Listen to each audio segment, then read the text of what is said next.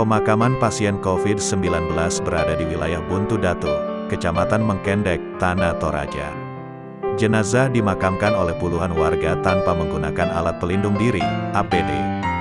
Jenazah positif COVID-19 disampaikan pelaksana tugas, PLT, Direktur RSUD Laki Padada Tanah Toraja, Dr. Farma. Dr. Farma menyebut jenazah positif berdasarkan pemeriksaan tes swab PCR. Ia meninggal pada Selasa tanggal 30 Maret tahun 2021. Waktu dirawat negatif, tapi setelah meninggal dan diperiksa kembali hasilnya positif COVID berdasarkan tes PCR, jelas Dr. Farma. Menurutnya, pihak rumah sakit telah mengingatkan keluarga untuk tidak melakukan kontak atau mendekati jenazah. Namun keluarga jenazah ngotot dan nekat membawa pulang jenazah untuk dimakamkan.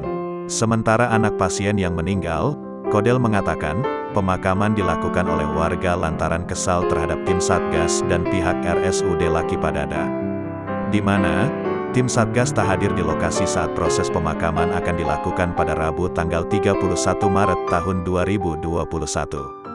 Sedangkan pihak RSUD Laki Padada menyampaikan jenazah positif setelah jenazah sampai di rumah duka.